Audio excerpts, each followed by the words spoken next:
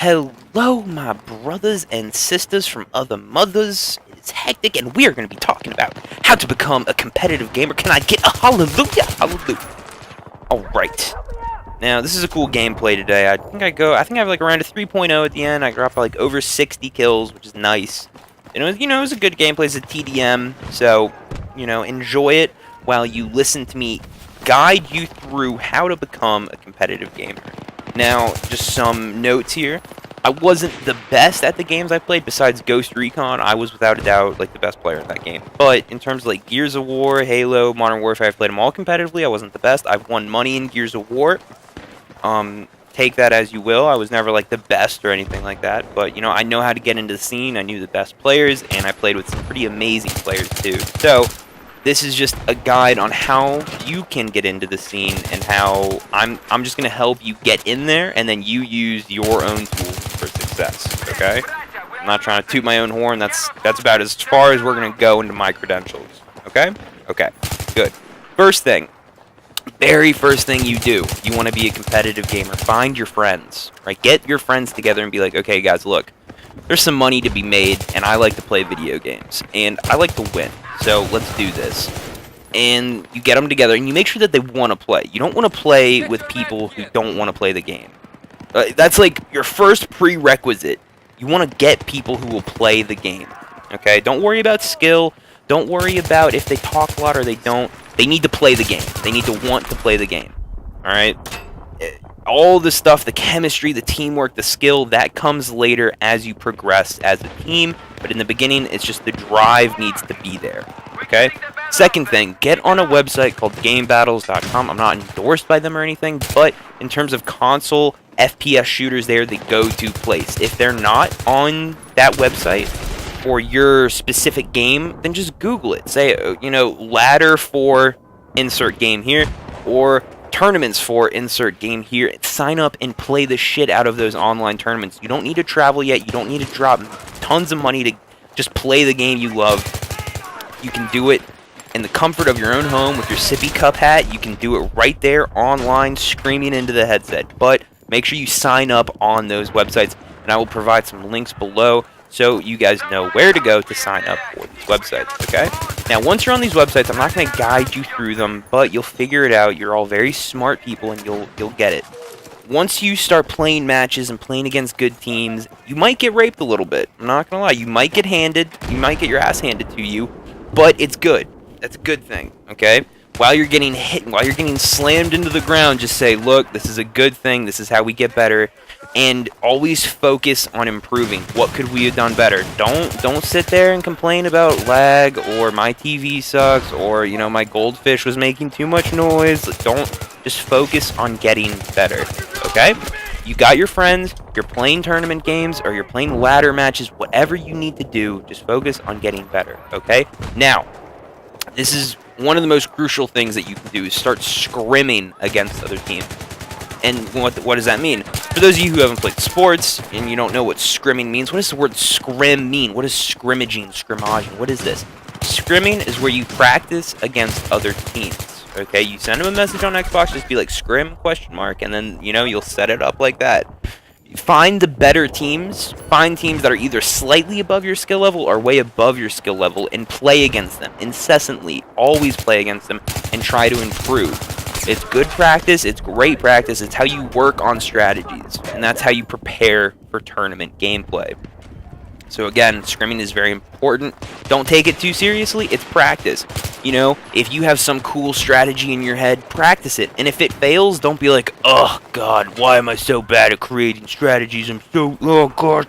No, you practice it. If your strategy, or what people say strat, if your strat doesn't work, it doesn't matter. Keep practicing, keep honing it until you get it down to a science. And if at the end of the day, if it really just sucks, then it sucks and throw it out the window. But you'll know if it could have worked or if it can work, and just, fine-tune it like that.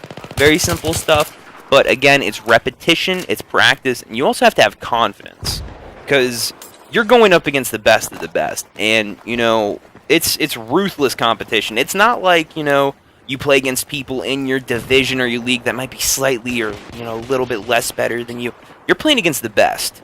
or you'll play against the worst. I mean, there really is no like fine line in most leagues. You're always, that's what it is. You're playing against the best people in the world in this game, and you know what? You can be the best too, but you got to practice and you got to play against the people. If you want to be the best, you have to play against the best. Now, the other thing that I want to mention is make sure that you have a style. You have your team, you're practicing, you're playing game battles, you know, you're really getting up there or you're losing a lot or whatever. Make sure that you have a style that you're going to have. Are you an aggressive team? Are you a defensive team? And the way to develop a style is look at the players on your team. It doesn't make sense to have a bunch of campy defensive players and then running all these really aggressive strategies. That does not fit your team, and you will probably lose. In fact, you will most definitely lose. But if you have a lot of really aggressive players, and you're playing against, you know, a defensive team, and you have a lot of aggressive strategies, they'll probably complement you perfectly, and you will be good to go. Now, the other thing, this is very important. In the beginning, you do not want to immediately start looking for better teams. Now, this is just from personal experience. Some people may disagree with me on this, but it is a great idea if you're on the come up to stick with the people that you started with. Now, most pro top teams, you will see team changes left and right. Here's the thing with the pro teams, like the best of the best, the top 3, top 4, they don't really go outside their circle. Like, you know, look at Call of Duty. Any competitive game, the best players will always kind of hang around each other. And even though they might have roster changes, they always play. The best players play with the best. So you got to make sure when you're on the come up, you get your team together. Don't focus on getting the new, best, better player, because then you enter into the getting known scene. If you don't know what that means, it means that on game battles and a lot of other websites, a lot of competitive players, they care about their reputation, they care about their name, they care about being known, they care about who they're friends with and who knows them.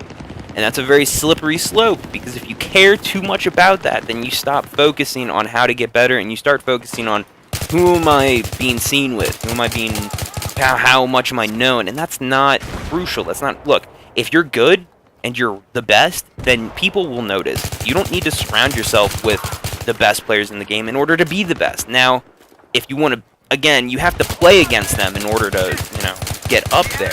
But for the most part, you don't want to just, you know, suck a lot of dick in order to get to some place, and then you're just not even, you're not good enough to play at that level, and you can't even comprehend what's happening. You see what I'm saying? Now, these tips are all will get you started. Okay, this will get you started into the scene.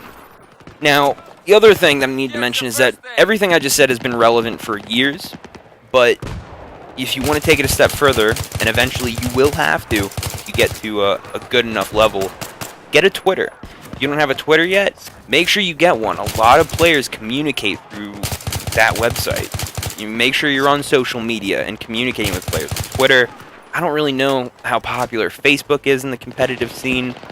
Make sure you go on forums. If you don't know what forums are, it's just a community discussion place. So, you know, go on forums, go on the Game Battles forums, and talk to people. And you'll see them talking about strategies, life, and start connecting with people. Start networking, becoming friends with, you know, people who may be better than you, and then practicing against them. Don't worry about getting known. That will happen all on its own. But you need to connect with these people, and then you need to get better by playing against them. And I promise you, it doesn't matter if you suck. Don't worry about sucking. I mean, you know, you should worry about sucking because it's never fun to suck. But you should focus on getting better and not worry so much about, you know, how good you are. Until, you know, on the later stages, you just got to learn the basics. Like, you know, what constitutes a strat? You know, how do we push effectively? You know, what are all the other teams doing? How do we counter that? How do we counter their counter to our strategy? How do we think 2 to 3 steps ahead of them when they're countering us, and how to fake them out, how to bait, how to fake push? All of that stuff comes in time, but again, you have to practice. And it really comes down to repetition, repetition, repetition, and more repetition. Now, the final thing that I want to point out, and this is maybe the most important factor in my book, is confidence. Confidence goes a long way. It's one thing to practice. I mean, I've seen plenty of players, myself included, you played against the best. You're playing against the best all the time. You have good strategies.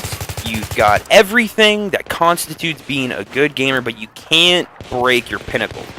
For whatever reason, you're self-conscious. For whatever reason, you don't think you're good enough. For whatever reason, I'm just telling you right now, the best players don't think they suck. The best players in the world in Call of Duty, Gears of War, Halo, Battlefield, they play with absolute confidence. They know that they are the best, and you know what? When they play against you, they think they're going to win.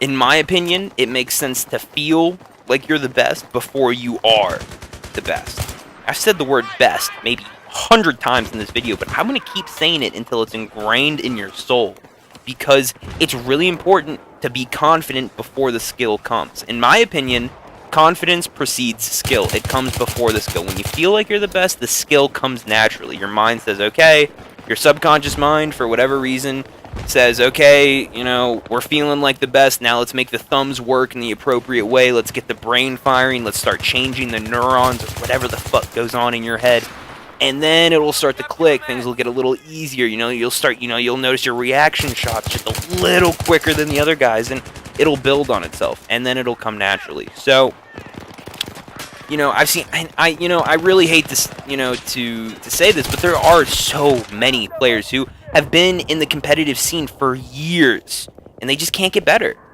They either are self-critical, to an extreme. It's good to be critical of yourself, but to an extreme where you say that you suck all the time, or to think negatively of yourself, it doesn't help.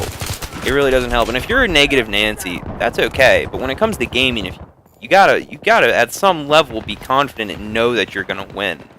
You gotta have a little bit of faith.